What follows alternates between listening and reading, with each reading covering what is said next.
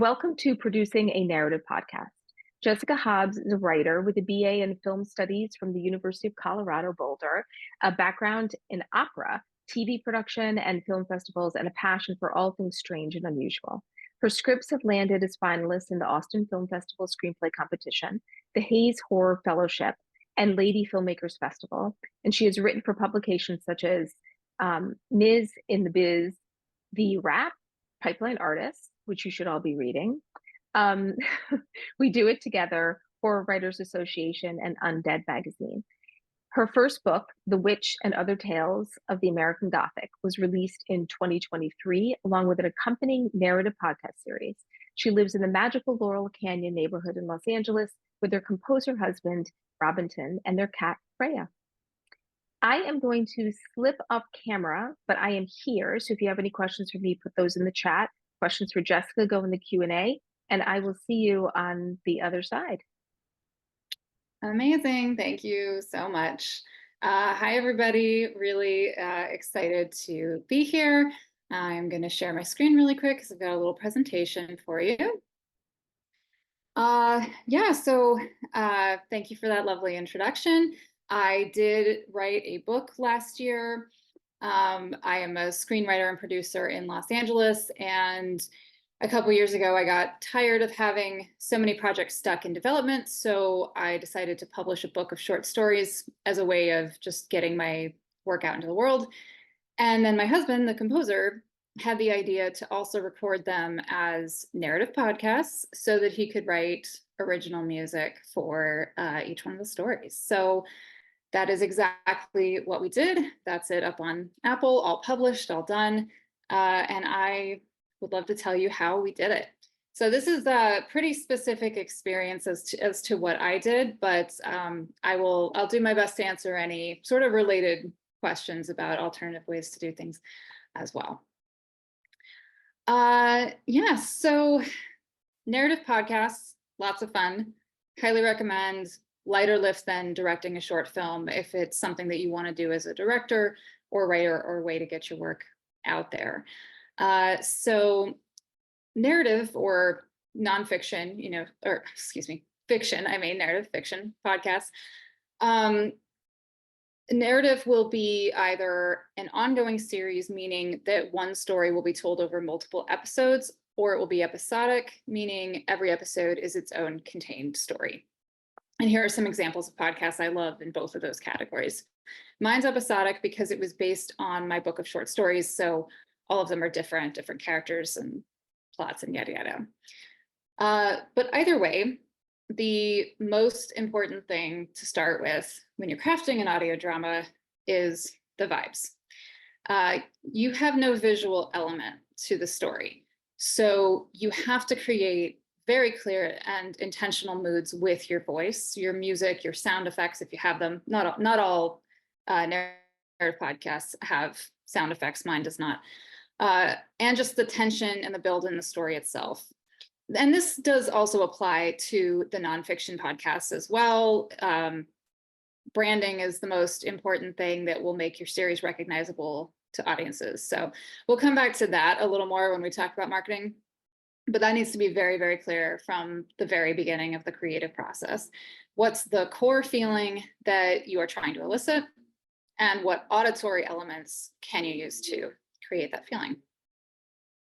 So for me personally, I think Gothic literature translates extremely well to audio dramas because by its very nature, it relies so heavily on vibes.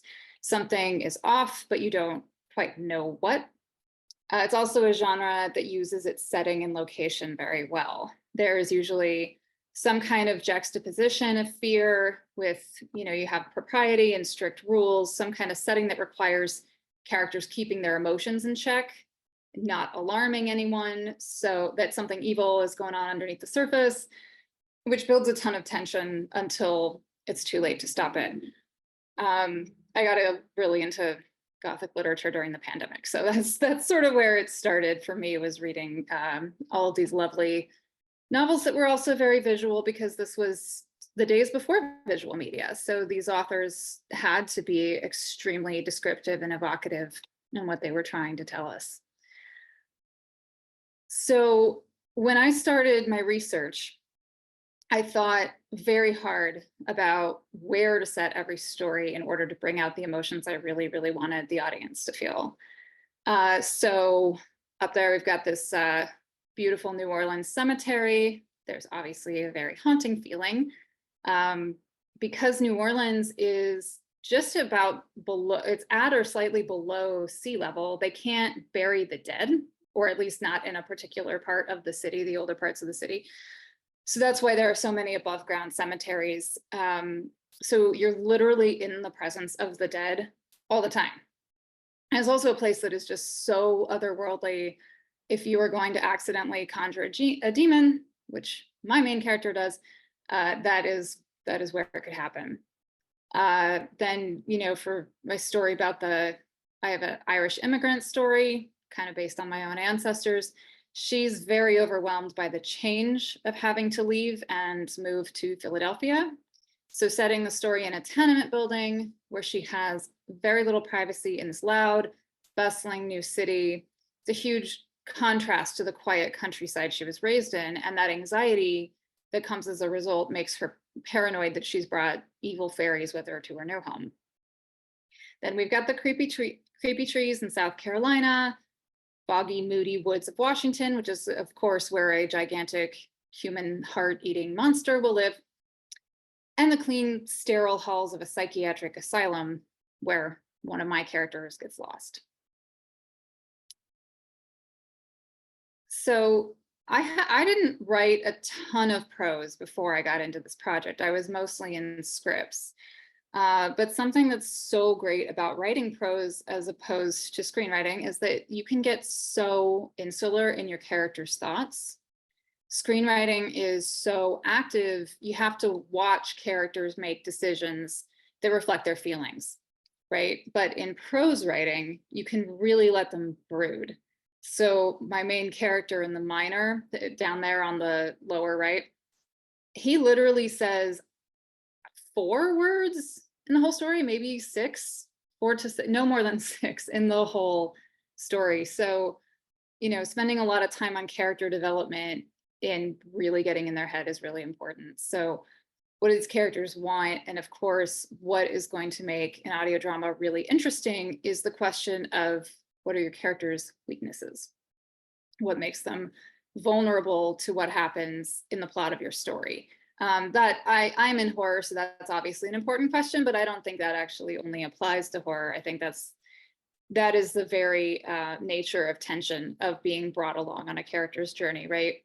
So I actually printed out each one of these pictures and I taped them to the wall above my desk as I was writing, so that I had this sort of visual reference for what they all looked like. And then once you're writing the story, in audio dramas, as kind of said before, it is really important to focus on tiny visual details for, same reason that like you don't have visuals, so you really got to draw that out in the prose. So this is from the debutante. This is the one that's set in New Orleans. And our main character, Violet, is absolutely furious that her younger stepsister is going to make her debut into society at the same time as Violet. So she damages her stepsister's gown, but that backfires when her mother uses a red ribbon and some very expensive lace to fix it and make it even more beautiful than it was before. Later, when all kinds of chaos happens in the story, Violet has gone to seek the help of a mystic. She does a spell incorrectly. She's trying to forget about that while she has a romantic moment with a handsome suitor at the party. But that red ribbon comes back into play when she sees it dangling from an upstairs terrace, which is how she figures out her stepsister has been murdered. Spoiler, but not a huge one. You see that coming. So then the aftermath of the ensuing chaos at the party is a stampede that goes directly into a Mardi Gras parade on the street below. So I had extremely descriptive descriptions of masks, colors, laughter, music, I mean, trumpets and brass and drums. I mean, just really loud, in your face, sensory overload. And also being surrounded by different languages. And Violet, trying to run away from a demon, is caught in this very, very overwhelming crowd. That was one of my favorite stories to write. That was a really fun one.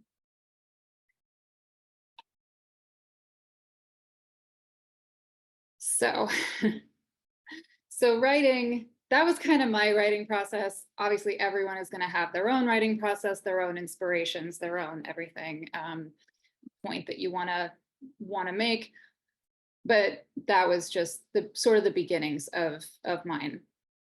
And then we get into the actual work, which is casting and recording and editing, which I will be real with all of you. This was so much work, and I was very, very tired.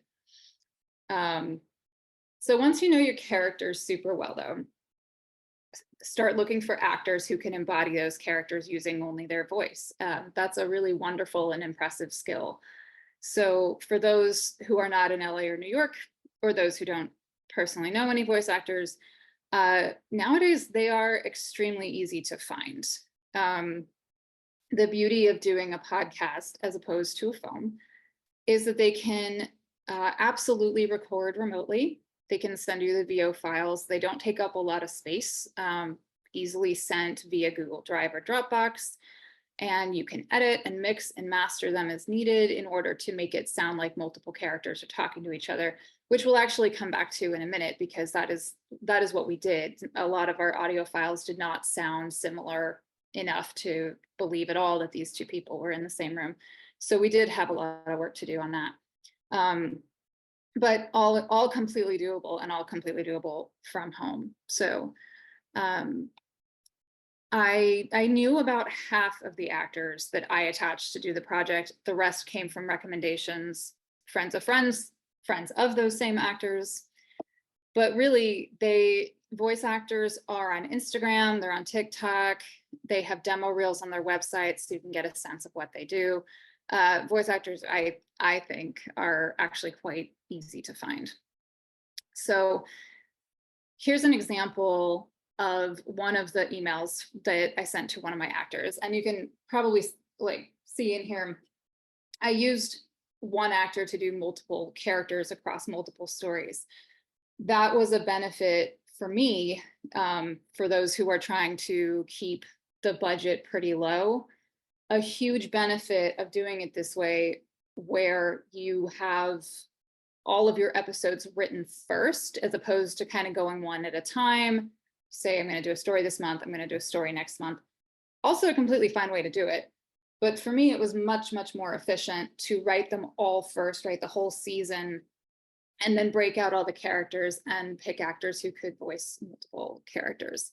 So I gave a very detailed description of each one, told them exactly how I wanted them to sound, and I linked references to each one as well. And this is a sample of the script that I sent him. So again, this was prose. It was not an actual script. Some people might prefer to actually take the scenes and write them out as a script, as if it were a screenplay. And that is great. I didn't find it particularly necessary for my actors personally, but these were the sides that I broke down for them. I paid all my actors. I think that's extremely important. I mean, if you have friends that want to dive in on this project and do it unpaid for real, or for real material or for credit, great. I paid mine. I did not have a ton of money, though. I only paid them about $50 an hour, which is not terrible, but it's also not spectacular. So it was really important to me not to take up too much of their time. So the specifics and what I wanted from the get-go were very important, so I didn't have to ask them to redo anything. And I also broke down the scenes they were reading. I gave context for each scene, so they didn't actually have to read the whole story, because again, with an actor voicing 4 characters in 4 episodes, that would be a lot of prep time. So I tried to minimize that as much as I could. And also this really streamlined it so that it made my life easier to edit when the files came back in. And the fun part was the recording. So I did all the narration myself. I didn't voice any characters, but I did do all the narration. Super fun, hard on the voice, but totally worth it. And so here's a little specifics in kind of the technical sides of things that we did. So a good microphone probably cost several $100s. Ours was a Neumann TLM 102 condenser mic. That's the one kind of in the center there. I don't know if you guys can see my mouse at all, but it's the one that's got the little like foam around it. And that one was a little over $700. We made that choice because it's a very versatile mic that can be used for a lot of other recording purposes. So since my husband's a composer, we knew this mic would get a lot more use than just this podcast. And mic selection is a rabbit hole. So we could do an entire talk just about that. But the basic decision that you're going to need to make is a simple USB mic that can be plugged into a laptop or an XLR that needs a full audio interface. The USBs are a lot more affordable. They don't necessarily have the highest sound quality though. You can make some magic happen in the edit, of course, but starting with the higher sound quality, particularly for the narrator, is ideal.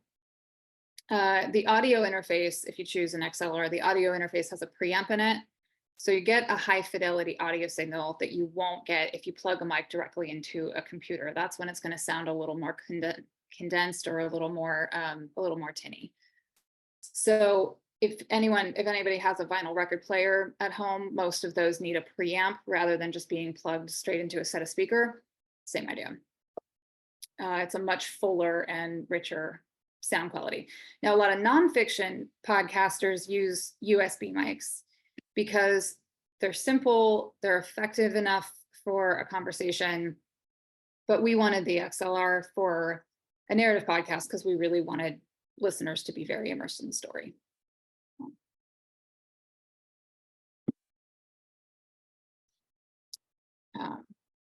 Oh, and then also on that mic, ours, that's the one we use, we had some soundproofing here because while editing software is great, and we'll talk about editing software in a minute, you won't be able to remove any background noises that happen while you're reading the story. So if a dog is barking in the background and you're still talking, there's no way to filter out the dog, but keep your voice. So I definitely recommend some soundproofing equipment as well.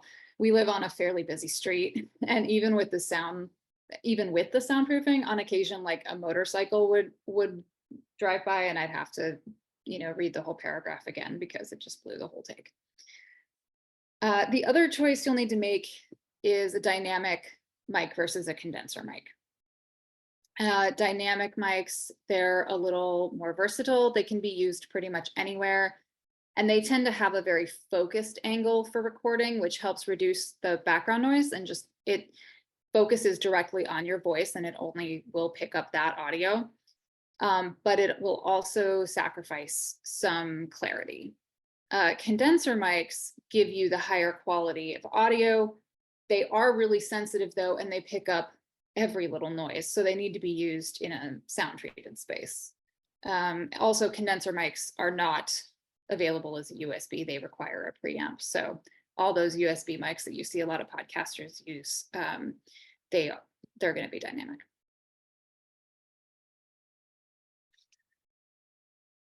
All right. So that was all recording, and then we go to editing. This was probably the part that took the longest because, again, this was my process. Other people may not have the same, but I did at least 2 takes, sometimes 3, of every section of the story. So listening back to all of those, choosing my favorite takes, and then compiling them in one timeline, that just took a lot of work. I know this is a huge image, so it's hard to see what's what on the left there, and what's labeled but basically the top two lines are my takes. The purple one in the middle there is the composite track. So I would select which read I preferred for every single paragraph or every single section, copy it, put it in one track, and then of course move things around as I needed to fit in the character dialogue. So this is Pro Tools, which most of you probably know what that is. It is kind of industry standard for this kind of work. And we just, this is a more expensive one, but again, it's just kind of the professional level equipment that we need for the work that Robin usually does. One of the more popular alternatives, I think, to Pro Tools is a program called Audacity. And I believe that one is free. There's also Hindenburg Pro. That one is designed specifically for podcasters and radio journalists. So that's a pretty popular one too. And Adobe Audition. I've never used Adobe Audition, but that, as far as I know, is a pretty popular one as well. So all of those will have the basic functionality of being able to import your audio files, cut them, paste them, move things around, yada, yada. Specifics might be different between them, obviously, but I mean, it's kind of like a word processor. It's like you got Microsoft Word or you got Pages or whatever. They might all have different features, but ultimately the functionality is all the same. So there are more affordable options out there than Pro Tools as well.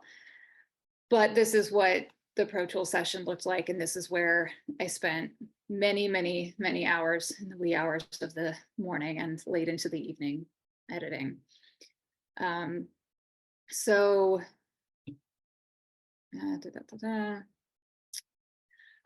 and also in the first edit, Robin had to do the more refined edit, obviously, but I also had to slowly go through as I was building out this composite timeline and remove a lot of pauses and dead air or any line flubs, any ums. That is definitely a little more labor intensive in a narrative podcast than a non-narrative, because obviously if you're kind of tripping over words, it's either an easy cut or your listeners are just going to kind of forgive you. But you know, in a story, in a fictional story that people want read to them, especially one that you got to keep them sort of immersed in the story, it's really important to line that up and kind of get the timing right, make all the lines feel as natural as possible. And we didn't actually have to do as much as we could have potentially, because our actors, they had such great delivery. I mean, they were such pros, and thankfully they did a really good job of giving the right amount of space between lines. But it's, you know, one way or the other, it's certainly worth the extra work of tidying up the read as much as possible.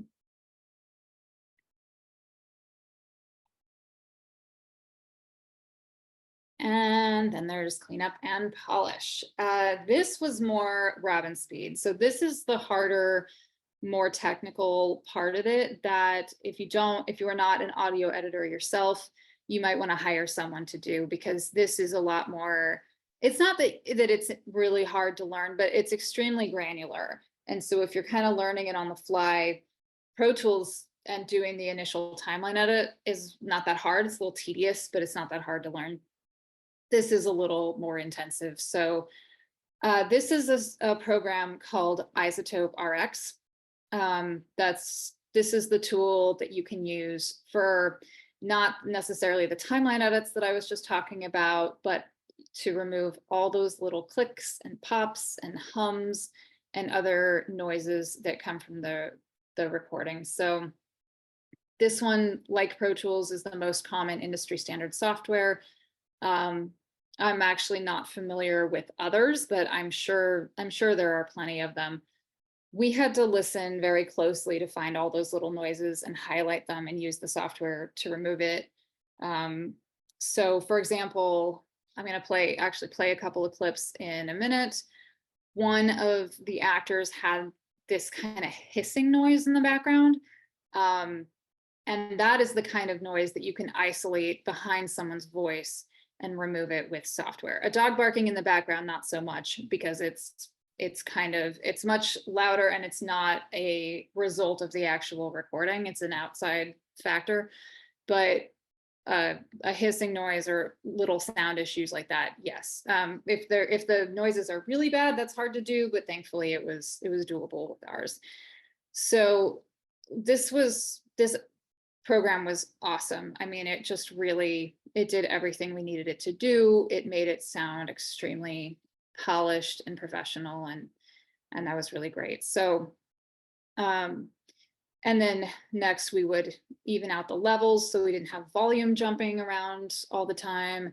That's also another thing when you get actors sending you files from different places, their volume levels are usually not going to be the same. And then of course, EQ and compression tools to further fine tune the sound so it sounds like they're speaking to each other in the same room. So here is very important to credit your actors. This is Shannon and Benedict did such a wonderful job as Dr. Lindstrom and Dr. Martin in The Psychiatrist. I huge fan of their work. So I'm going to play clips that are an example of them sounding very different, though. And many podcasters won't do this, especially in nonfiction, but it was important to me, so we put the time in to do it. So here is Dr. Lindstrom. Very. Welcome back. Do you remember where you are? You were at the hospital. Do you remember my name? I'm Dr. Lindstrom, your psychiatrist. Please don't be alarmed. It often takes a moment for your memory to catch up when you come back. In a state of hypnosis, it has been a part of our work together for a few weeks now. Would you like to tell me what you saw? And here is Dr. Martin. No. What is this place? Oh, dear. I believe this is a first for me. Falling asleep in the middle of a workday. I must apologize. This is deeply unprofessional of me. I'm afraid I do not. No. Come back. Where have I been? And here they are together. Do you remember where you are? No. What is this place? You were at the hospital. Nathaniel felt a sense of relief so strong he almost began to laugh. He had fallen asleep at the hospital, and the visions had been nothing more than one of his nightmares. Dear. I believe this is a first for me. Falling asleep in the middle of a workday. I must apologize. This is deeply unprofessional of me. The woman took a long pause before responding to him. Do you remember my name? I'm afraid I do not. I'm Dr. Lindstrom, your psychiatrist. So yeah, big difference. Big fan of Isotope RX. All right, and now for the super fun part, music. There's Robin, isn't he cute? This was actually really fun. The first step for music was playlists, and that's something I know a lot of writers, a lot of creators will do that right off the bat when they start a new project, because again, gotta love the vibes. I curated all of them back in the beginning when I first started writing the book, even before we had the idea to make it a podcast, because, you know, I needed to get into the zone. I needed one story to feel like very dark and brooding and be very heavy on the cellos, one to be extremely tense and kind of scary and get those like really high notes on the violin. Used a lot of strings, obviously. Although piano I used a lot in the first story, which was a little more romantic. It's a little more like kind of a horror romance. So that was heavy on the piano. And so of course, the filmmaking crowd, I mean, we all know that the score of a project will make or break the impact of a given scene or even the entire story. If the music's off, the whole thing is off. So obviously, being an audio drama, that's very, very much the case for a story that has no imagery at all, to be bringing the audience into your world. So obviously, I gave those playlists to Robin to give him a sense of what I wanted. And I highly recommend doing that with composers. I need to move some things around on my screen so I can access the next little things. So I'm also going to play an example here of a scene with and without the music. And even though this music is a little bit subtle, I think it just makes a huge difference. Here's the playlist that I sent him. There is on the left. The songs that he composed for it are there on the right. So here's a scary scene where a demon first appears without music. Her insides turned to ice when she opened the door and saw him standing there in the hallway. A tall figure, dressed in black robes with a blood-red vest and a white ascot, his face obscured by a black mask with a long nose and a captain's hat covering his head. He made no sound. Nothing shone from behind the mask, not even the slightest glimmer of reflection in his black eyes. He stood perfectly still, without so much as a gentle rise and fall of his chest and shoulders as he breathed, if he breathed. Cut off a little quick there, sorry about that. But here it is, extra creepy. But her insides turned to ice when she opened the door and saw him standing there in the hallway. A tall figure, dressed in black robes with a blood-red vest and a white ascot, his face obscured by a black mask with a long nose and a captain's hat covering his head. He made no sound. Nothing shone from behind the mask, not even the slightest glimmer of reflection in his black eyes. He stood perfectly still, without so much as a gentle rise and fall of his chest and shoulders as he breathed, if he breathed. Violet's breathing stopped as well. So, big fan, obviously, of the score that he did. So, I definitely recommend really long conversations with your composer at first, because like anyone associated with a project, right? They want as much clarity and on your vision for the project as possible.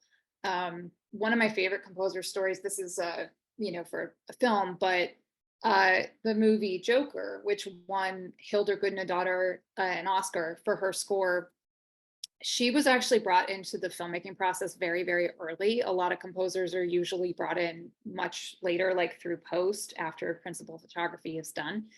But they wanted her in sooner, and she was actually the one. She had already been working on some cello arrangements. Her cello arrangements for Joker, by the way, are in my playlist that I gave Robin for my podcast, because they're so, so beautiful. And she actually came up with the bathroom dance scene. There was a scene where Joaquin Phoenix is feeling very frantic, something very dramatic has just happened. He goes into this public bathroom just to be alone for a minute, and then he just sort of starts dancing. That was all the composer's idea, because that was the vision that she had for the music. So yeah, work with your composers on the vision, because they, especially for an audio drama, are definitely going to have some really great ideas. Excuse me 1 second, Jessica, I just want to pop on, because we couldn't hear the music. Oh my God, really? I know. We could hear I could hear the difference in the sound quality of the actors' voices, but for some reason we couldn't hear the music. Oh, well. I know. But I don't know. It's worth trying to play again. If you probably won't hear it the second time. No, I know. But like maybe at some point just play us, if you have a clip of just his music, and then people can hear, like get a feel for the music. Yeah, maybe. Absolutely. And that doesn't have to be right now. We can do it whenever. You know what? I don't want to throw you off. No, not at all. In fact, we're like close to a little Q&A break. So okay, if I stop screen sharing real quick, once we do that, I can pull up his score. Perfect. Yeah, I don't have. Sorry, everybody. Yeah, that was, no, it's fine. it must have just been a volume thing because I could hear it. So it must have just not been loud enough to be projecting through Zoom. So sorry about all that. But clearly I am very blessed to be married to my composer. So it's pretty easy for me to find one. So for anyone who needs to actually go find one for a project, it's pretty easy to do because like VO actors, they want to be found. They've got websites. They are around. A great place to start is to really start paying attention to the media that you're already consuming, whatever movies, shorts on YouTube and Vimeo, of course, or bigger budget movies too, whatever you're currently listening to or watching. If you're liking the music, you're liking the vibes, you are liking that composer, look them up on Spotify or Apple or wherever you stream music, or iTunes. I don't even know. There's so many now.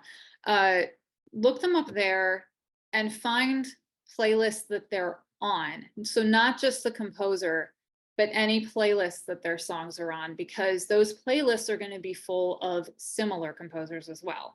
And if you, for example, love the score to Dune, right, you are probably not going to get Hans Zimmer to do your project. I mean, maybe you will, but it's probably not that likely. But find playlists that Hans Zimmer is on.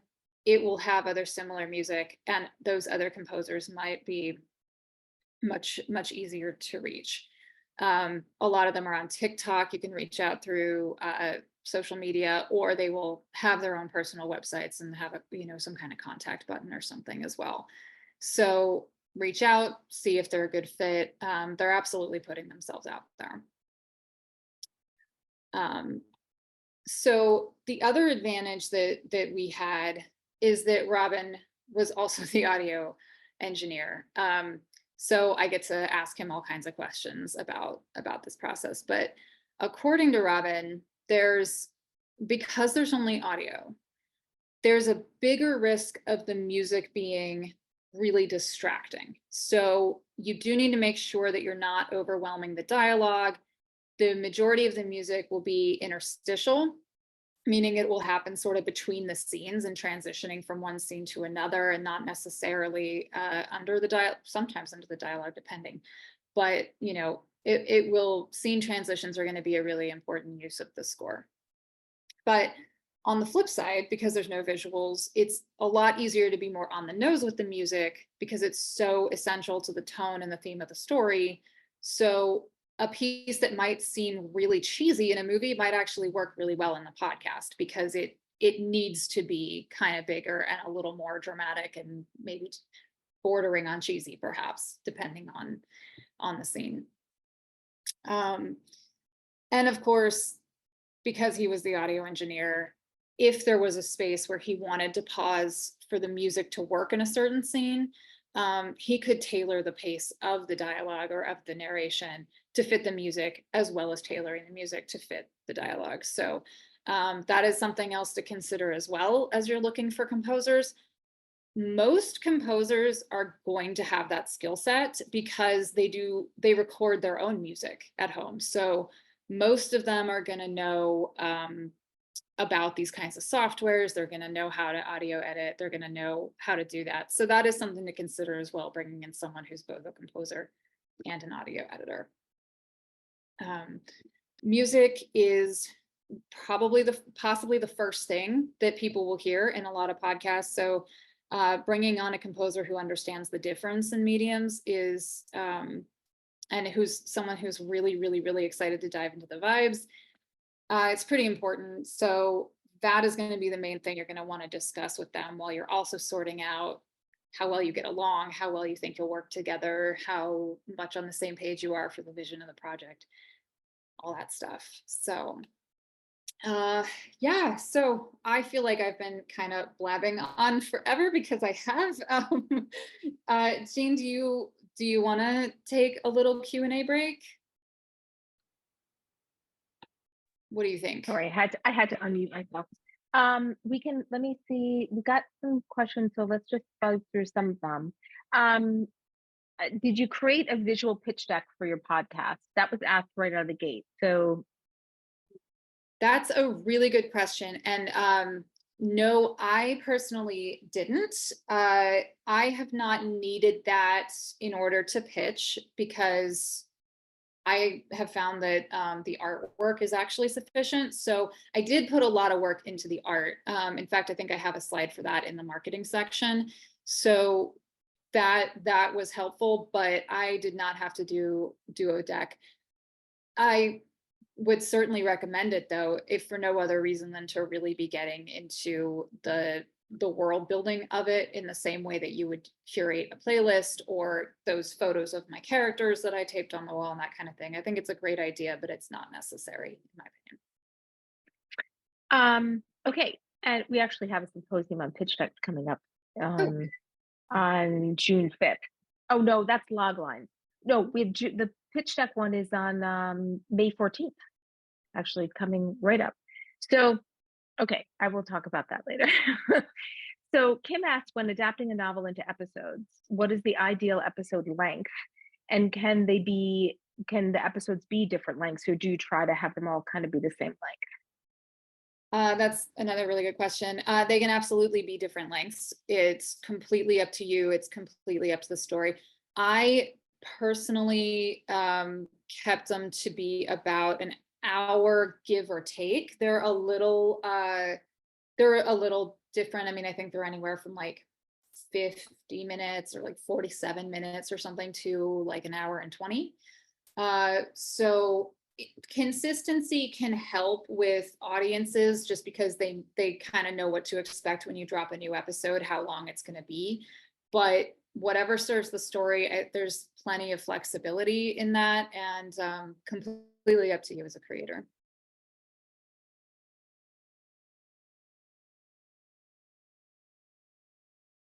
Sorry. Okay, so when how much would it cost to hire your husband to do the edit and clean up? I knew that question was gonna come. Yeah. Yeah. That's just a kind of a hard one to answer. I'm sure he would absolutely love to help. But it's just really depends on the project. It depends on how much work it is. It depends on how fast the turnaround is. That's actually a really big one to consider when you're bringing on audio engineers or composers, is if the turnaround is quick, if you're not giving them a lot of time, then you definitely need to pay them more. I mean, it's kind of that adage, right? The fast, cheap, good, pick two, right? So, and of course you're going to want it to be good. So you either need to give them more time or more money. So I wish I had more of a concrete answer for that, but it would really just depend on the scope of the project. Is there like kind of a range of what people should expect to budget for when they, like, if they're interviewing composers and is there some number that is just unreasonable? Just to give people just kind of a range of what to expect so they know maybe what kind of money they need to raise or Yeah, I mean, really, it could range anywhere from a couple hundred to a couple thousand an episode. I think it would just again depend on how much work it is, how many minutes of music it is. If it's a pretty short episode, like say if they're 20 minutes and you really only need an intro and outro, I mean, you could pitch $100, like maybe even less, depending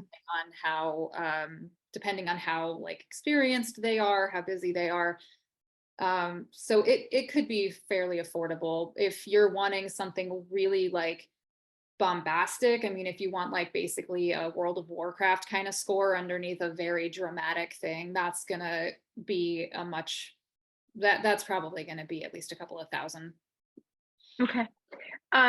Should your remote actors record as an MP3? I think most of mine came in as an MP3. Yeah. And that was perfectly easy for me to edit. And this is an excellent question because can you use well-known music without having to pay royalties? My first novel takes place in the 1960s and 70s, and popular music of that time is integral. Yeah, probably not. I would err on the side of safety on that one. And really probably stick to either original music or music for sure is in the public domain. That information is usually pretty easy to find. I think you can look that up through ASCAP, which is the American Society of Composers and Lyricists, to see if certain pieces are in public domain. I think they need to be, I want to say 90 years old, or just, sometimes the newer pieces, like pieces that aren't quite that old, will come into the public domain if the creator has passed away and their estate does not, renew their right to keep the copyright on it. So I think it can be done, but I would be pretty cautious about it. A lot of people are very, very, very, very uptight about their work being used if it's been published before. Yeah, I would definitely not, just to be safe. So, okay, so we're gonna do one last question, then you can go on to the next section, because I think the last few questions are starting to get back into broader stuff that you might actually cover. When it comes to different voiceover actors, you mentioned 3 takes. Do you ask them to mark their favorite take, or do you listen to each take? Also, how are the voiceover scenes matched if they're recording separately, since there's not an opportunity to feed off of each other? Yeah, that's a really good question too. So first of all, I kind of, again, because I was personally just being so respectful of time because my budget wasn't super high, I didn't ask them for a lot of different takes. Some directors will, and that's fine. And especially if you are paying them or comfortable enough to do that, absolutely ask your actors for as many takes as you want. And I welcome their opinion. So if they wanted to tell me what takes were their favorite, that was great. And I would always start there. But ultimately, it was my call. So I did listen to all of them and choose them for myself. And as for them not being able to work off of each other, yeah, that is a little bit of a challenge with voiceover work for sure. Voiceover actors, though, are really, really good at this usually. So mine didn't really seem to have a lot of problems with that. But what I would do was I did send them each other's files as an option. So like once with Shannon and Benedict, for example, they were the doctors in the psychiatrist story. They were also both the romantic leads in the story about the witch. So in that story, it really was literally just the 2 of them. I mean, it's just a story. There's, God, how many other lines? There's like 5 other speaking characters who have like 1 line each. So actually there's a 3rd villain guy, but doesn't matter. It's mostly the 2 of them. So Benedict did his first, and he did not have Shannon as a reference, but when his files came in, I listened to them, I was happy with them, and then I sent them to Shannon. So she was listening to them. And I did that with several actors throughout just, hey, if you want to listen to this as you're going through it, if it would make your life easier, here it is. Okay, so let's move on to the rest of it. So, oh wait, there's one other question that has to do with the first part of the session, so I want to get that in. I may have missed it, but did you do an hourly rate for your actors, and how many cues per hour, or a per line rate, and what rate did you pay? I did it hourly, and I paid $50 an hour. So I didn't go below half an hour. So there were a couple actors that I had to have fill in kind of at the last minute for just tiny little lines. Like they might have 5 lines. They're a townsperson who's reacting to something, or, like they were really small. So even if that took them 5 minutes, I paid them $25. I didn't go below a half an hour rate. And I really only asked for I didn't really ask for multiple takes. I was pretty confident that they would kind of get it right off the bat. They could give me multiple takes if they wanted. Sometimes they did. But yeah, I think a per line rate would get a little bit more complicated. So I kind of just trusted, like, how long did this take you? Did it take you an hour? Did it take you 2 hours? Just let me know. Okay, cool. So I'm gonna slip back up and let you finish up, and then we'll do more Q&A on the other side. And I promise we'll get to all your questions. So, where did it go? Sorry, everybody, I lost my slides. There they are. Do-do-do. Oh, we forgot to have you Oh. listen to music. That's right. That's right. Let me pull him up. Sorry about that, everybody. I wish that would have been louder. So I will pull up that scene from the debutante that I was trying to play.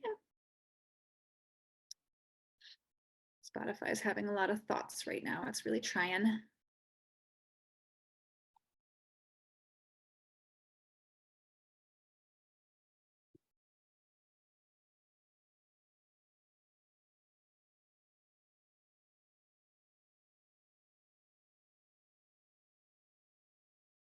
Another thing he did that a lot of composers may or may not, was he went the extra mile of actually putting these out as albums as well. So that means he kind of re-edited the scores again and put them up on Spotify and iHeart, or not iHeart, Apple, whatever, without my voice and without the tracks. So here is one of those tracks.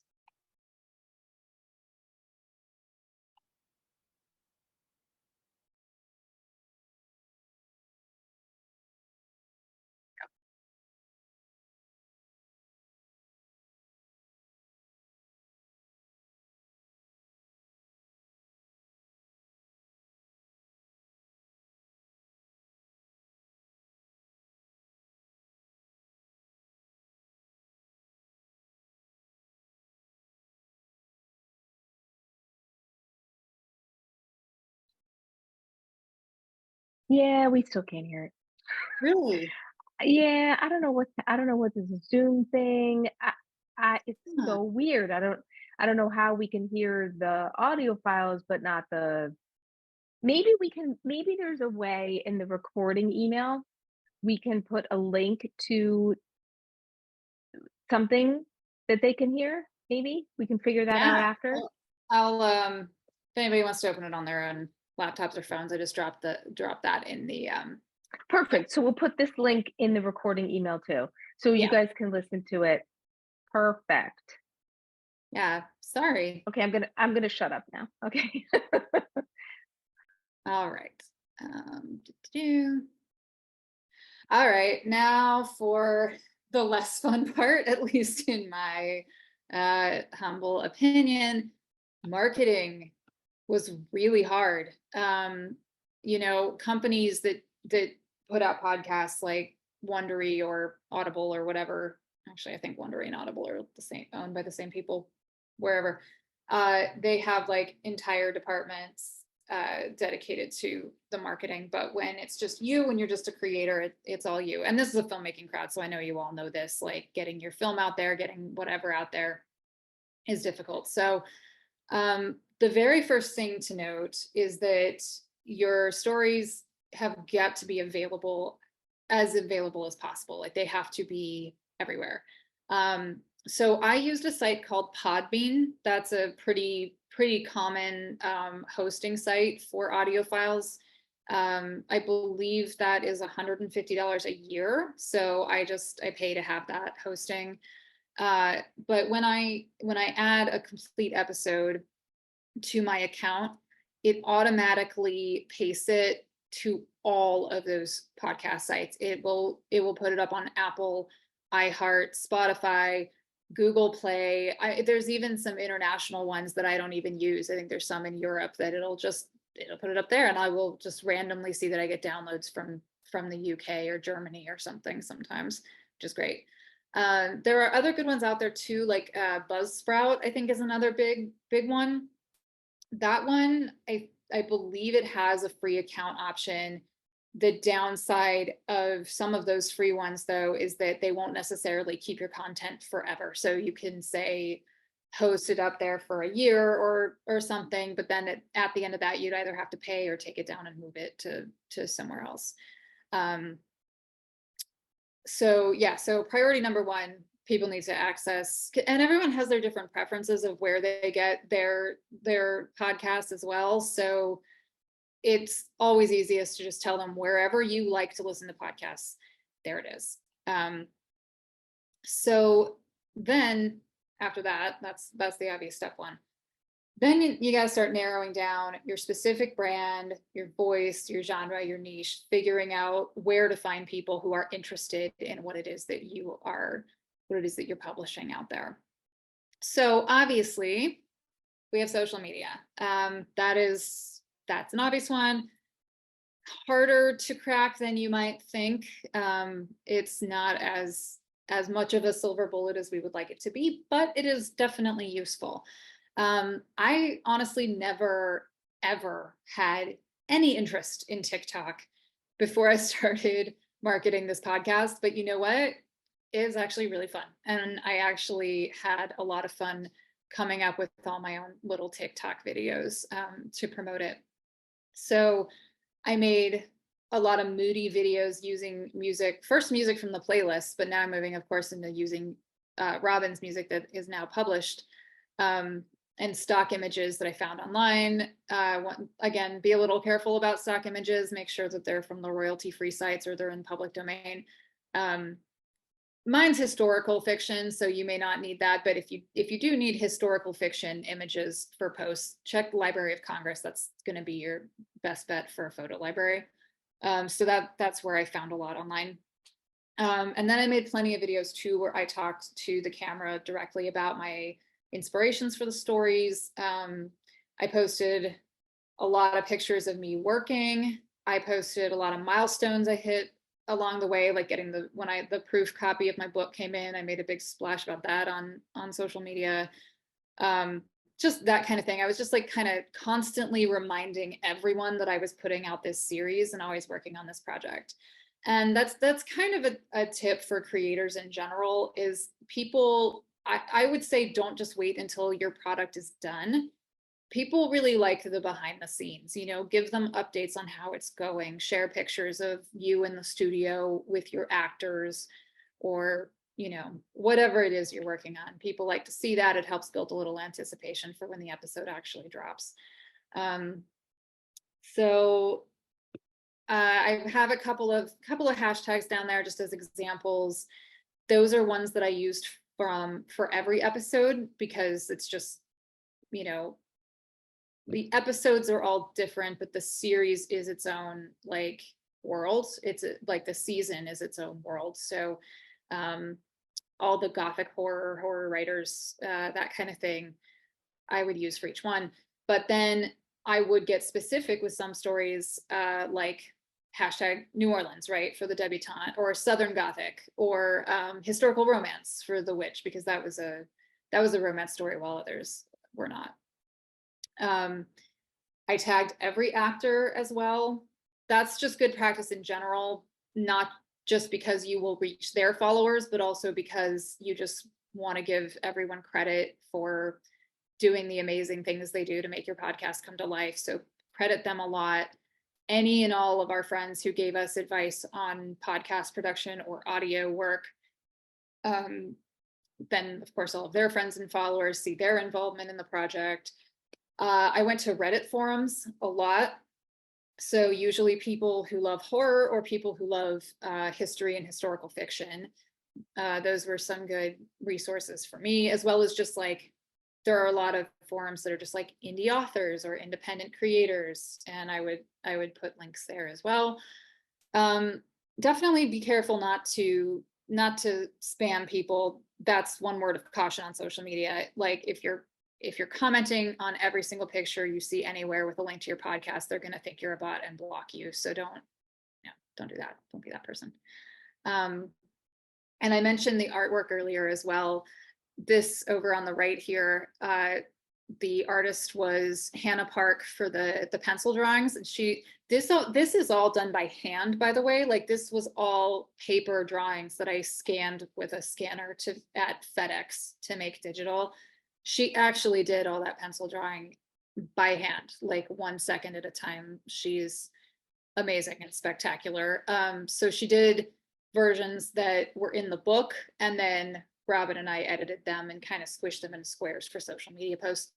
The book jacket cover, which was done in Photoshop, the artist's name was Elias Armeo. Also amazing.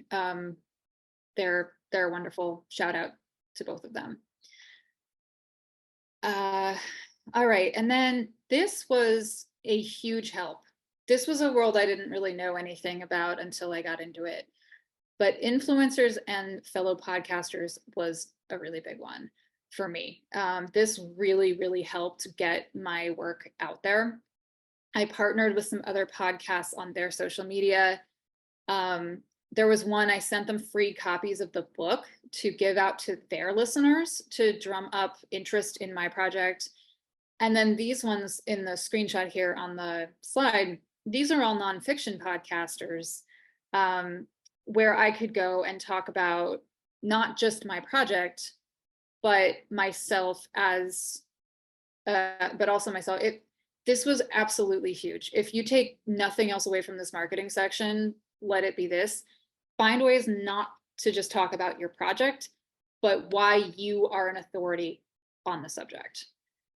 So if you're writing a story that takes place in New York, what is it you know about New York? If you're writing historical fiction, why are you an expert on this particular period in time, or whatever it is that is making your story like unique and authentic to you, absolutely run with that.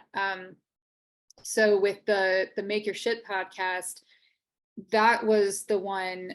That one is all about just independent artists, like working outside of a studio system, outside of funding or executive funding. So obviously I had a lens to talk about that, and I have a lot of experience working in the independent film community. So that was more the topic of our conversation than anything else. Kind of similar thing with that one, Noodling with Josh. I spoke about making a living outside of the 9-to-5 work structure, because that's sort of his focus on that podcast. And then Banned Media, this one was really fun. I have a degree in film history. So I went to talk about horror, and specifically witchcraft, which is an interest of mine, how that representation has evolved over the past 100 years that the film industry has existed. So yeah, that was just like super fun. And it was a way for me to go on and talk about things that I knew about, and to say, oh, also, by the way, I am the author of this book and this podcast, check it out. Newsletters, another really great way to do just that. It is a great way to keep reminding people what you're doing. Again, follow everybody in your niche. Most of the time they will follow you back. These are screenshots from Substack. I know a lot of people are not loving Substack at the moment, understandably, and they're moving over to Patreon. There are several sites where you could do something like this. You can also just old-fashioned way send out emails to all of your friends as well, and just put a newsletter in the body of the email. That's completely fine. But the nice thing about these sites is that when you follow other authors, people you may not know, they will 9 times out of 10 follow you back. So you see on the bottom right there, those are just some other authors that write about things that I am interested in. A lot of them are independent authors as well, like, outside of major book deals or studio systems. So now we know each other, and now we're friends, and we keep each other updated on what we're doing. And tell everyone about your newsletter. Tell grandma, tell your coworkers, tell your neighbors, tell anyone, whether they're into your niche or not, that they should subscribe to your newsletter. And oftentimes they will be interested in finding out what it is that you're doing. Send them updates, new releases, all that kind of thing. And again, anything else that's related to your subject. So I have all my podcasts up on my Substack, and I send out newsletters when there's a new release, but I also write about Halloween, witchcraft, classic literature, right? There's anything like that. I named it The Gasp So people can tell right away that I'm going to talk about things like suspense and magic and murder and that kind of fun stuff. So, and yeah, so we live in a digital world. We do. Digital marketing, very important. But I also found a lot of value in talking to people face to face, just good old fashioned word of mouth. I think one thing that is really great for podcasters is to host listening parties or launch parties. This is great for filmmakers too. Watch parties. If a show you worked on has premieres or a short is completed, throw a party, invite everybody. I mean, people will definitely go. That is me on the left. That's me at HorrorCon. In-person conventions, I've learned, are very huge for indie creators, and they're a lot of fun because you're surrounded by people who are as into this stuff as you are. And definitely go to festivals. I mean, festivals are just the best networking in the world. And a lot of film festivals now as well have podcast, either contests or events, or they make room for narrative podcasts. I'm sure there are many more than this, but this is just what I personally know, that Tribeca, Austin, and South by are all very narrative podcast friendly. But truly, even if it's not one of these, even if they don't have a narrative podcast, contest or whatever, go anyway. You're all content creators. Give out your business cards. It's you absolutely do not have to be there with a project. Highly recommend those. And then similarly, physical marketing materials. Don't underestimate the power of those. On the left there, that's a one sheet I did that gave a synopsis of the book and the podcast. And as you can see, I have some information about myself there. I have the blurb for the stories. And then I tell people how easy it is to find on all of those major apps. I stuck these on bulletin boards in all kinds of coffee shops. I left them at bookstores and breweries and cafes. I wouldn't just leave a pile there if it was just going to get thrown away and cleaned up. But a lot of places will have space for that. Like they let you leave flyers and whatever. And so I would certainly leave those kinds of things.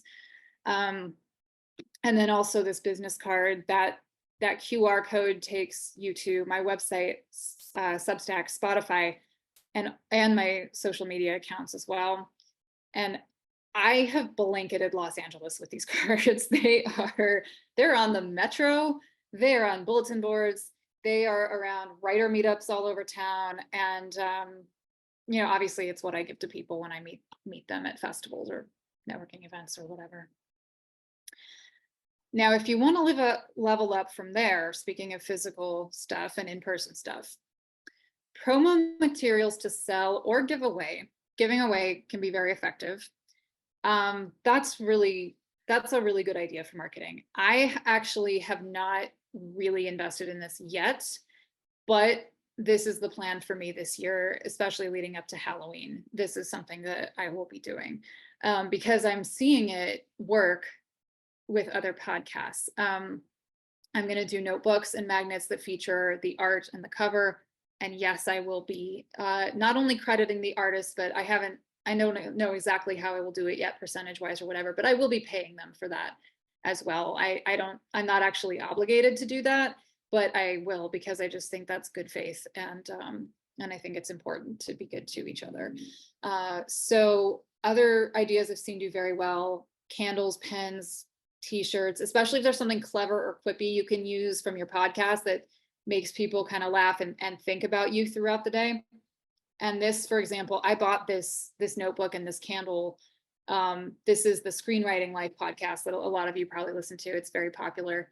But jump into the lava is one of their catchphrases they use a lot to talk about the emotional vulnerability in screenwriting, or really any writing. And I just thought these were adorable and I bought them. So I wouldn't underestimate that. And then lastly, of course, you've got cold outreach. This is the hardest one to generate any attention, but it can still be worth doing. So I recommend reaching out to authors of top 10 lists, anyone who publishes those kind of listicles online, or I mean, some are bringing physical media back. I don't know if you can reach anybody at a magazine. That's wonderful. But yeah, any kind of lists, any reviewers, bloggers, TikTokers, or whatever. I mean, they can review your stuff. Any opportunity you see to promote yourself as an artist, as well as the creator of the podcast. So I used this podcast. I used my podcast to not only pitch the stories, but also myself as a versatile writer. And then I use my writing background to pitch the podcast. So it was kind of just an upward spiral, I would say. You know, here's the podcast as an intro to me. Here's me as an intro to this podcast. So there's two examples here. One, cold outreach. You can see they're both on Instagram, which not always, like, make sure you follow the people, and preferably that they follow you back. So you're not just spamming anybody, and they're just not like, who is this weirdo? In both of these cases, I only reached out through Instagram because we had a lot of mutual friends in common. These are both horror podcasters, so they could see that I wasn't a bot or anything. So one of them yielded nothing. Wrote her this nice message because she was also into romance and historical fiction. So I pitched her The Witch, didn't hear back. That's fine. The other one was a horror podcast that I offered to send them free copies of my book that they could raffle off to other people, to their listeners. And they wrote back and said, yes, absolutely. We'd love to work with you. So yeah, it's not as effective as others, but it's not useless either. So that's pretty much what I've got on marketing. There are paid PR and marketing services out there. If you have a budget for that, absolutely knock yourself out. But I definitely recommend exhausting all of the other options that are free or low cost first, because you might be surprised at how well it works. And then if you want to kick it into high gear, absolutely make use of those services next. That was a lot on marketing. Here's kind of my last thoughts on the whole process.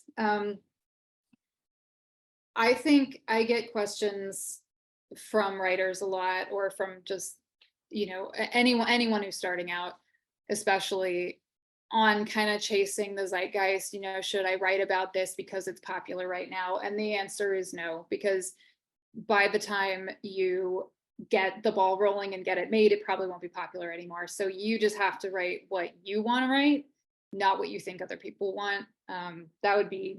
I think that's an important thing to remember when you're starting a new project. The recording takes time. The editing takes time. I was working 2 survival jobs while I was doing this podcast. So it was a lot of work. Don't burn yourself out. It'll get done. It's going to be great. There's a lot of free resources available. So I would take as much advantage of those as possible, and shout it from the rooftops. Just tell everyone what you're doing all the time. People want to know, whether that's people who know you and love you and they just want to know what creative stuff you're doing, or people who share the same interests that don't know you. They want to know what you're doing. So tell everybody. And those are my last thoughts. That was great.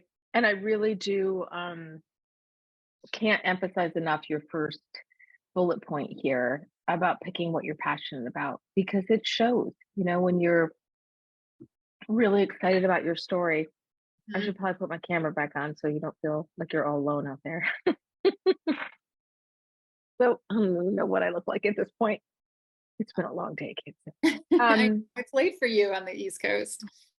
Oh. It is. I don't know how many other East Coasters we've got here, but okay, so we do have more questions. So let's dive into those. Leave this up as well if anybody wants to keep in touch as we do. Perfect. You know what? I'm going to screenshot that so I can add all of that stuff to the recording email. And if you could also send me the PDF of the slideshow, I'll make sure everybody gets it. Okay. Sure, yeah, if you Um, think it makes sense without the context, I'm happy to send it if you think it's useful. yeah, I think it's like the tone. It's almost like a little pitch decky thing. You know what I mean? It's like the tone of what your project is. I think it's good. And it might help kind of jar people's memories. Um, but they also will have the recording too. Um, so Daniel asked, have you ever done a writer's room for any of your projects, or do you prefer working alone? Hmm. Yes, I have done writers' rooms before. I did not for this particular project. And I think they are wonderful. And I'm a little more of an extroverted writer, so I think writers' rooms are great.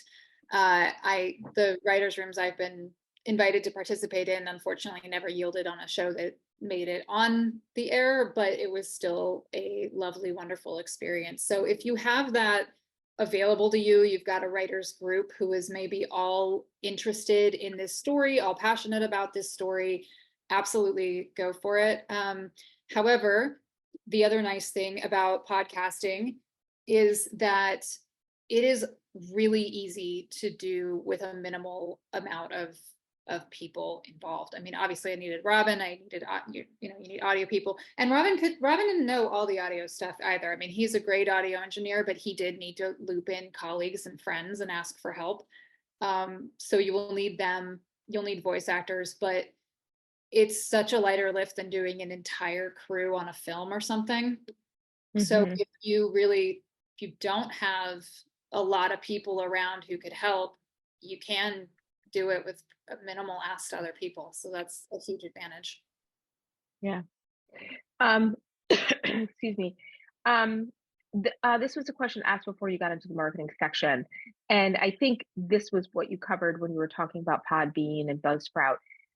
Maybe this is coming up in the marketing section, but would love to know how to move the podcast from the studio to the public onto the air, an Apple Podcast, Wondery, etc.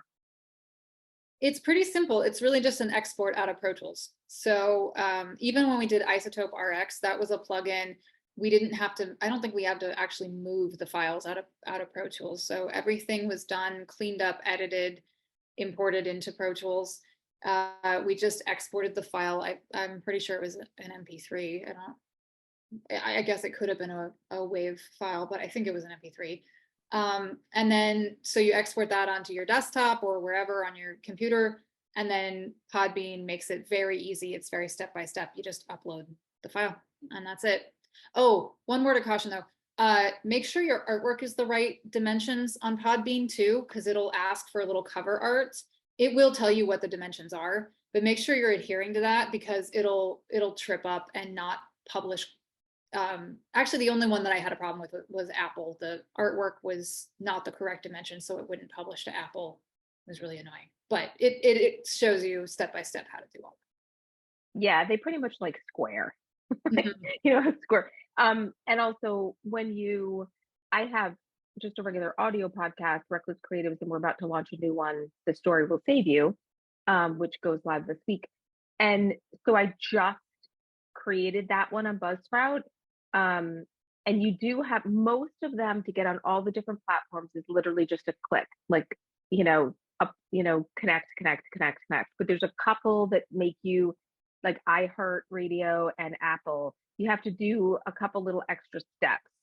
So just make sure you have an Apple account that you can connect to. But it all just Google it and it'll take you through step by step. But on Buzzsprout anyway, it actually shows you copy this link, go to this link to ask for request an account. Like it's very easy. Like I would say probably 95% of them are one connect, and then there's just a couple that you have to do a couple of extra steps. Yeah. What essential steps should we take to submit a narrative podcast to festivals and place, like in Austin? Do you have any advice about that? Like, have you? Yep, I did submit mine to a couple of places. It did not get in, but it's actually fairly straightforward. The festivals all have kind of different criteria. So you'll want to have it finished first. Some of them, be careful, look at their criteria, because some of them don't want you to publish it first. So for me, actually, we did The Psychiatrist, which is the last story in the series first. We did all the recording, editing, and polishing because I wanted to submit it to Tribeca by their deadline, because I knew that we had 6 other episodes to go. The Psychiatrist, we were not planning to publish The Psychiatrist anytime soon, and that was a requirement for them. They didn't want it published anymore. But yeah, they will explain that requirement. It's usually a pretty simple file upload, and then they will ask you essay questions. They'll ask why you're interested in it. They'll ask you, what inspired you to do this kind of, podcast work, what inspired you to go into it, all that. So you kind of just got to write out all the questions and get it submitted. But they tell you exactly what they want. How much does Pro Tools editing app cost? Oh boy, I might have to get back Ish. to you on that. Well, you can also Google it. It'll probably show up pretty quick. Yeah, it definitely will if you Google it. But yeah, since this has always been his line of work, I mean, he's had Pro Tools since like 2005. I mean, like many. So when he bought it, the price was very different. Let's see. I can look. $200 for the license, and then I think you have to renew it every now and then, but it is not going to be $200 every time. It's just going to be like, I don't know, $30 for the upgrade or whatever. Okay. Something like that. Okay. Oh, and that was one thing I wanted to say with when you were talking about Podbean and Buzzsprout. You're correct in that Buzzsprout, if you do the free, you can also you're limited to the number of hours. The pay is all based on how many hours of content you're going to put out in a month. So if you're only going to do a couple hours, it's like $12, a month. But if you're going to do more, it goes up like 18, then not up by a huge amount. And if you do the free one, it will not save your stuff forever. Like so we have one of our podcasts on Pipeline. This podcast needs a title that we discontinued, but because we have a paid account, it will stay up there. It doesn't go away. So you can still go listen to those archived episodes. So that's the difference between free and paid on Buzzsprout anyway. I'm not sure about Podbean. Is participation work for hire for all but the producer, no residuals? Is IP just copyright for the series and for each show? And more granular. There were a lot of question marks in there. I'm not sure if I read it in a way that could make you understand the question marks. Yeah, can you repeat that So one? is participation work for hire for all but except the producer? Like no residuals. Like who does anybody get residuals? Yeah. So no, it was all work for hire. And here's another thing I think it's important to be honest about. I don't really make money off this podcast. Mm-hmm. This is it's a lot like a short film. I hired the crew. It's out there. It probably it might someday get picked up and someone go, oh, I'd love to turn this into a film, in which case I don't owe anybody residuals for that. However, I would happily bring anyone who helped me on this into whatever next iteration. Like I would happily hire these same voice actors if someone wanted to make this a movie. But for the time being and for the foreseeable future, this podcast is not generating revenue. So you basically use it. One of the purposes of creating a narrative podcast is to use it as just another way to get your work and your writing voice and your storytelling skills out there. Exactly. Yeah. And someone was asking me that today as well. And I was like, yeah, I think that's it. And also, if it did become huge, then you could potentially get sponsors and advertising and all that kind of stuff. I mean, there is a possibility to generate revenue from it. Right. Okay. So next up, did you end up using YouTube for distribution as well? Yes, I did not see a whole lot of traffic there for whatever reason. They're just, I wasn't really in people's algorithms on YouTube, so I didn't see much. But yes, we did put them up there as videos, but I think on a couple, we tried some artwork that we had found just in like public domain that sort of faded from one picture to another. That really didn't do much. So we stuck with that podcast artwork, the pencil drawings. We would just put that as the image and have the audio track play. I also published some of my TikToks to like YouTube, what's it called? YouTube Shorts or something. Yeah. Yeah. So yes, I did put them on YouTube. That wasn't my strongest response. Yeah. And the podcasts are free for people to listen to, right? Absolutely. Okay. And we already just discussed monetizing, not so much. Yeah, not so much. Not so much. Did you find any past credentials helped for getting on podcasts as a guest? For example, I'm a USA Today bestselling author. Would that sort of tip the scale in the decision making? And did you go for more personal angles, like you mentioned, writing about New York City, etc.? Absolutely. Yes, that is absolutely, that totally, like, use those credentials for sure. That's huge. And what was the second part of the question?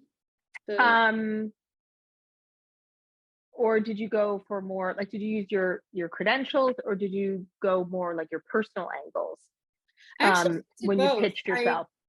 Yeah, I leaned, so like out of those three, for example, that I screenshotted, one of those was more personal. He's my neighbor across the hall. So that one was more personal. The other two, I did lean on credentials. When I reached out, I said, this is my portfolio of all the stuff. Let's talk. I want to talk to you. And they wrote back and said, cool, yeah, let's do that. Okay, great. Well, now you have another opportunity, because Kim is inviting you to, would you consider doing a presentation on creating episodic podcasts for the Women's Fiction Writers Association historical fiction group that meets on Zoom? And Kim, we will put Jessica's contact information in the recording email. She had the screenshot up there. The screen up there, but we'll put it in the recording email so you can email her directly, so that this invitation doesn't get lost. Yeah, absolutely. Reach out. We'll chat. Do you recommend a limit on the number of characters in your stories? Ooh, that's a good question. I think if you have a ton of characters, and if that's what serves your story, like if it's a really big ensemble, that's fine. Maybe don't feel the need to limit it, but be cautious of your voice actors sounding very different from one another, and cautious of the narration walking you through a little bit more like, so whatever said Julie, whatever said Ben. Bake that more into the narration, because without the visual, when we don't see who those people are, that can maybe get a little lost if you have a lot of characters. But if it's serving your story, there's absolutely ways to work around that, I think. Okay. Do you recommend doing all the episodes of the podcast at once? And like, I'm assuming they also mean releasing them all at once, or one at a time and release them week by week? What I did was recording all at once and then releasing one by one. I think if you release them, and this is just kind of my opinion, other people might have had success with a binge, right? Like drop an entire season. If that's a model you want to pursue, I don't think there's anything wrong with that. I did it little by little because I kind of wanted to make a big splash on TikTok or Substack or whatever every time I did it, to keep the interest going. And every time we released a new episode, I would see the numbers on the number of listens climb on episode 1. So even still, episode 1 has a lot more listens than any of the others, because even if they saw episode 6, everybody wanted to start at episode 1. So I thought that kind of distributed, used a good amount of time to keep me in people's minds if I did it one at a time. Okay. Okay, here is an interesting question, and might be a challenging one to answer. because first last question, do traditional publishers consider releasing a novel as an audio podcast, narrative podcast series? They consider that publication and therefore won't touch it.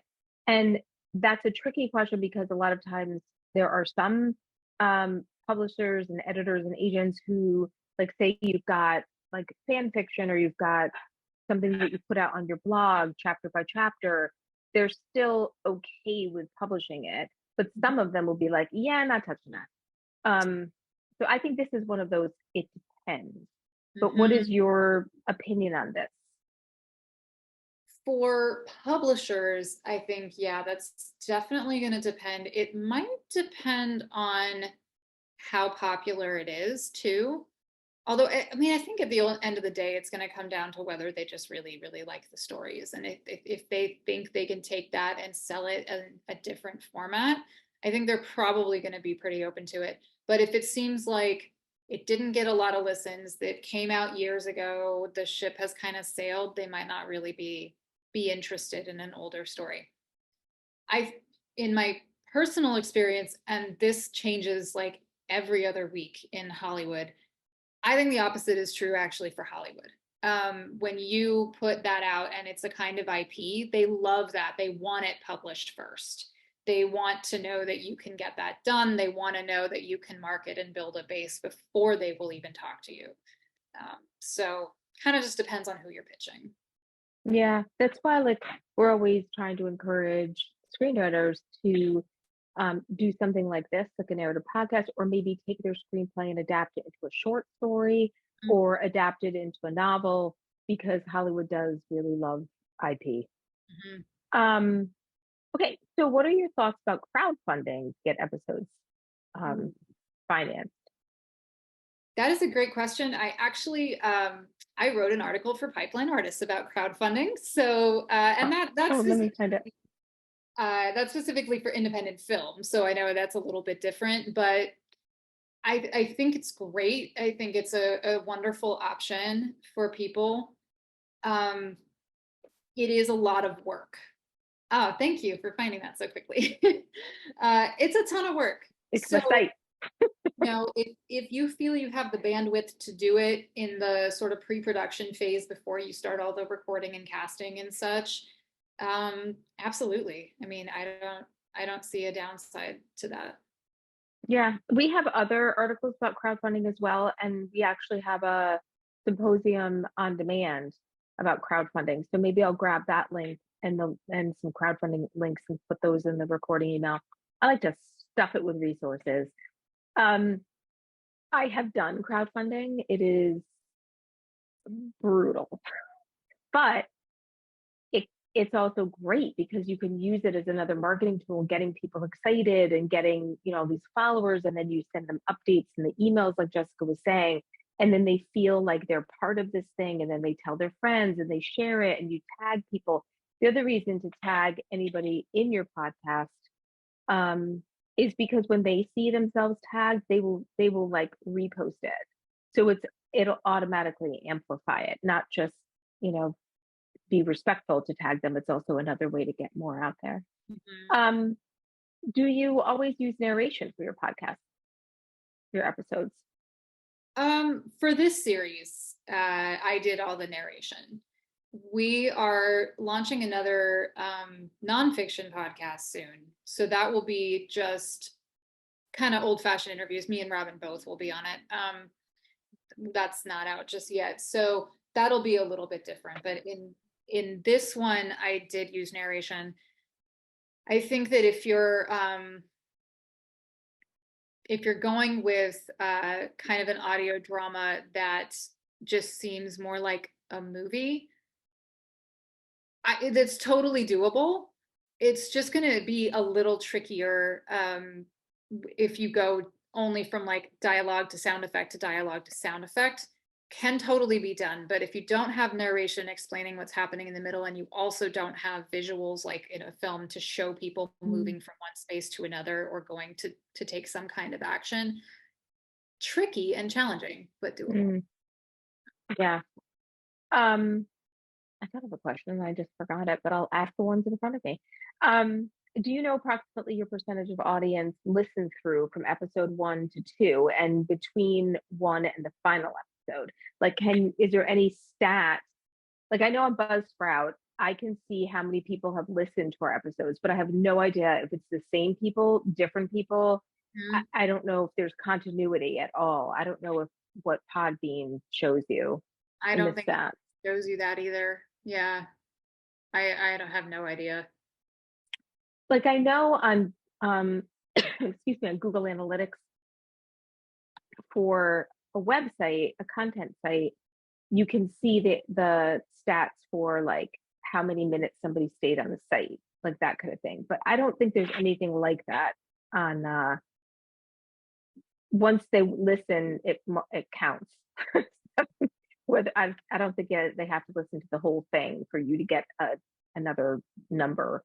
Yeah, I up. don't think so. I think it is just listens.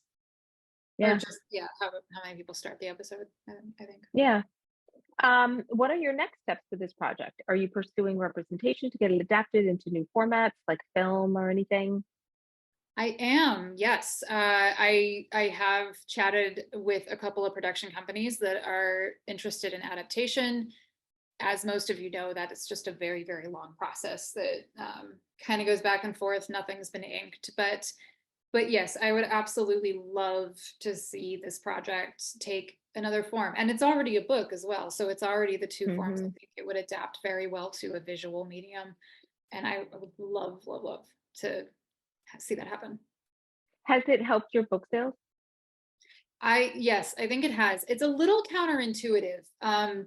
With marketing, especially in books, a lot of people feel like, why would I give my book away instead of sell it?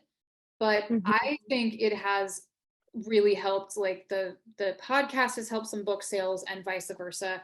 Yeah. I give away my books all the time. I leave them in those little free libraries around town. Mhm. And like I said, I gave some to the influencers and so they could raffle off gifts. I would recommend, if you don't have a physical book of your stories, I would recommend doing that with any other merch, like those little notebooks, or Mhm. like here's that candle from that other podcast I like, right? Give that stuff Yeah. away. It sounds a little counterintuitive, but it really does help like drum up interest and lead to more sales, because people will say, oh, what an interesting podcast. I bet so and so would like the book version of it, and they will go buy the book. Yeah, and I also think that when you're giving stuff away, like people should never discount the value of a warm and fuzzy feeling. Mm-hmm. Like people, I give pens away at my antique shop. You'd think I gave them a gold bar. I love the way this pen writes. Sometimes people will come back in to get another one, I and I'll love be like, pens. take. I'm like, go. I love pens. I was one of those people who loved school supply shopping. Yes, Like, me too. I still do. yeah, I think writers, I think we love that stuff. Yeah. I think we just Yeah, and do. Yeah, that's why I bought stationery that is life. notebook That's too right. from the podcast. I bought a notebook. I have like 70 notebooks. I don't need another one, but I want Yeah, another. and at Pipeline, we're always on X giving away mugs and stuff. Mhm. It makes people feel, I don't know, it's just a nice feeling, and it makes us feel good to like give something away that make people happy. Yeah, no, and then when they feel warm and fuzzy because you gave them a book or you gave them a pen or whatever, then they have warm and fuzzy feelings about you and Mhm. your efforts and what you're doing. So that is at priceless. And Um, this is free marketing for them, mhm. right? Like this is sitting in my house. So I'm going to look at it all the time. It's going to remind me to listen to them. It's going to remind me to recommend them. It's going to remind me that I can buy these for my friends who would like it. It's free advertising. Or when your friends come over, they're going to say, "What's jump into the lava?" Because Yeah. people are going to ask that question, like, "What does Mhm. that mean?" And then it gets people talking about it. It's very smart. Totally. How long does it take you to make each episode? Mm. That's a really good question. And I'm not really sure, because I would say each episode probably took me a couple of hours to split up the actor sides and then send them out and get tell them the descriptions of what I wanted. About, I'm going to say 4 hours to record all the narration. So that's 6. I would probably put another 10 into the edit. And then a couple more into the other stuff, like the exporting and posting. And then a couple more into the marketing. So I would probably say about 25 hours an episode to Yeah. 25 to 30. And the editing can be, because I edit our podcast, just the audio. You know, when you start taking out the ums and the ahs, and I mean, I can spend 5-6 hours editing a 1-hour podcast, just slicing, 10 minutes off of it. Like, it's crazy. So I remember you and I had talked before about there's some sort of AI program that sometimes people feed that through first to take out the ums and the ahs. And I don't know if you have a name for that program, but people can Google and try to find one. Yeah, I don't Sounds like you remember. haven't ever used one. I haven't. I'm afraid to because use it. I would be curious for the nonfiction podcast when we start that, but that unfortunately isn't going to work in narrative podcasts because you're being a director and you have to choose your takes. So I Yeah. did at least 2 takes of every part of every story, and AI won't be able to tell you which is the best one. And then it's kind of instinctual, like how long you need the pauses here and there and all that sort of stuff. So it's really not going to be that helpful for taking it out. But for the nonfiction, it might be. You can command it to remove anytime somebody says like or whatever. And what's interesting is if any of you ever do regular audio podcasts, nonfiction podcasts, you will see the things that you say all the time, and you'll be like, "Oh my gosh, why do I say that?" So true. It's so true. Okay, so that's what I would do all the time. Okay, so what motivated you to want to create a podcast in the first place? Like, aside from your own, do you have favorite podcast, TV show, movie that has recently captured your attention? Yeah.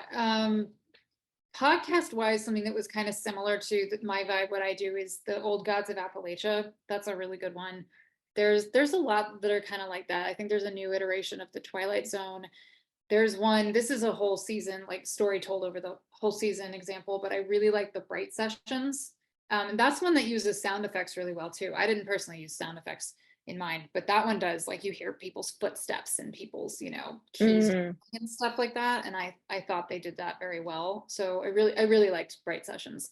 And I just got a little frustrated with screenwriting and having things placed in contests and getting nonfiction articles published, and then so many things just getting stuck in development, and getting in this kind of catch-22 where like reps don't want to talk to you unless you've already sold something, but you can't sell something without a rep. And I finally was just like, I will do this my damn self. And that was, and during the pandemic, I was listening to a lot of audiobooks because I just couldn't do screens anymore at the end of the day. I was so exhausted from Zoom that I would just go lay down on my bed and listen to audiobooks. And so I got into some classic literature that I had never actually read. Like I'd never actually read The Legend of Sleepy Hollow or The Scarlet Letter. And so that was kind of giving me the vibes. And then I just decided I need something that is mine. I need something that I have control over, that I can put out into the world however I want. Yeah.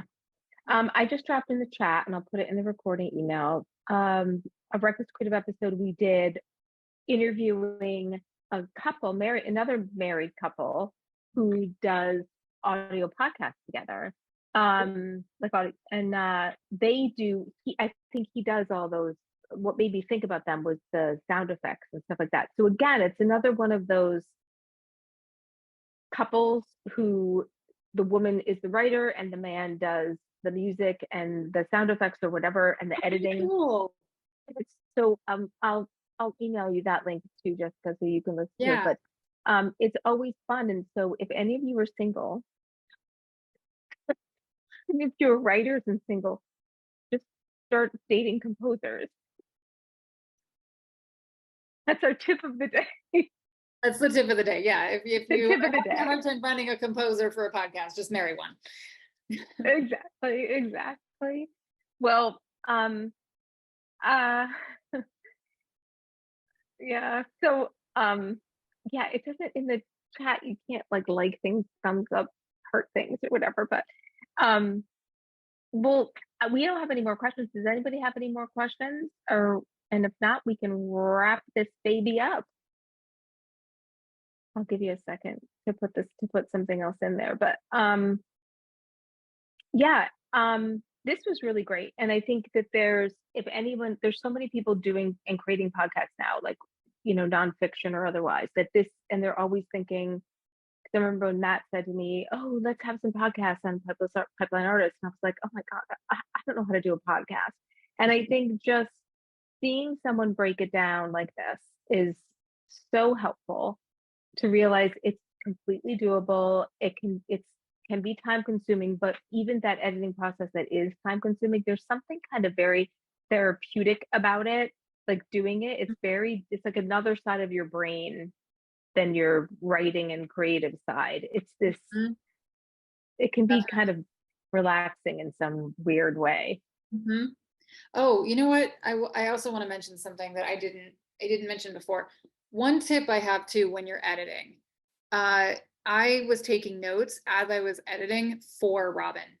So when I was listening through to the story and I was putting in the dialogue from the actors, I would think, oh, I want a cue to start right after this line, or I want a mood change, like something really moody and just subtle, but then I wanted like drastic note here. I was taking pretty detailed notes for him all through the editing process. I think that was really, really helpful for both of us.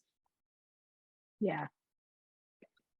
I was trying to make a note to Nietzsche, and it auto-corrected to Nina in the chat.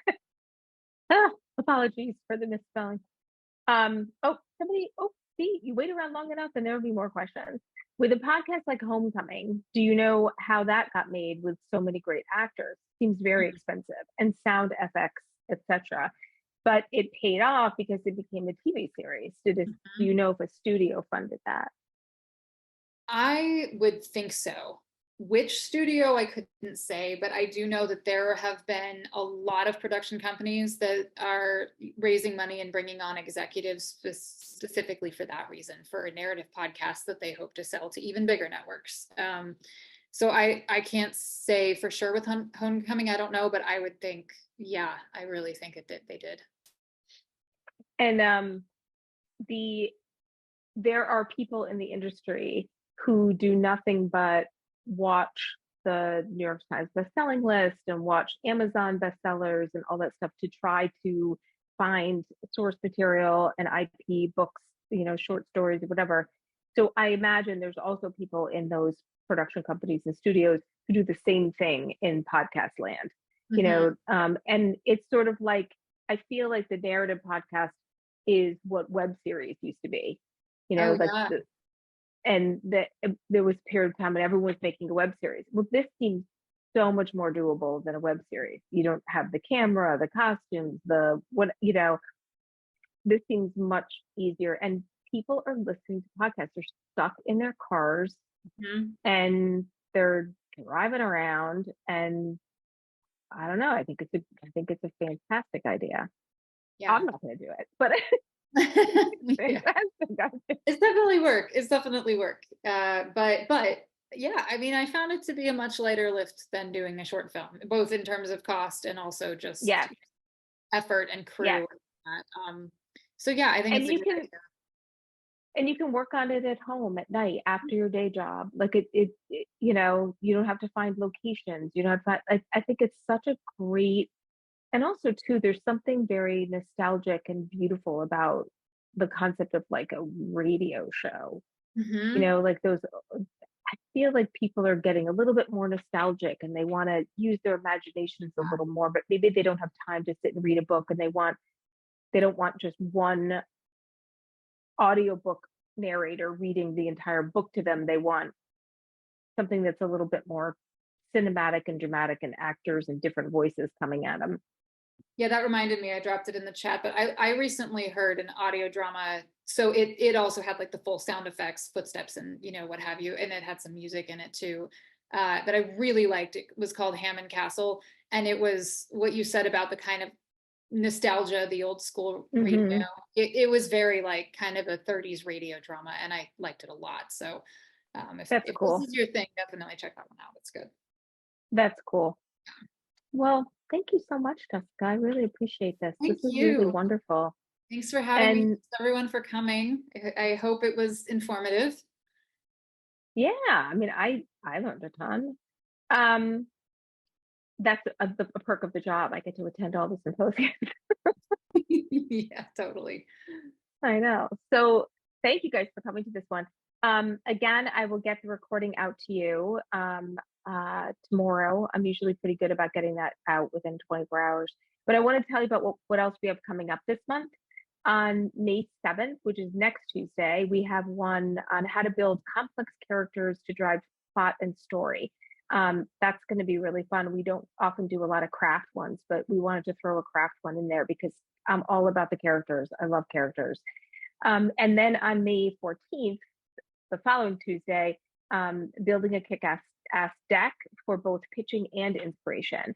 A lot of people use decks not just for the pitching to managers or whomever, but they use them to just during their creative process. And so Mia is going to take us through all of that. And you do not have to be a graphic designer to do this. And then on May 21st, we have one with writing coach, Isabel Sterling, Mindset for Success. And then on June 5th, we have a logline workshop that we do like once a quarter with Meredith Allen. And we send the recording out to the people who attended, but we don't do that one on demand because we don't want people's loglines out there. So we keep that one just like a nice little workshop, and it's we can't get to every logline, but I guarantee you it's the most amazing class. You will learn so much about loglines. So that's what we have coming down the pike. But for now, thank you, everyone. Thanks, everybody.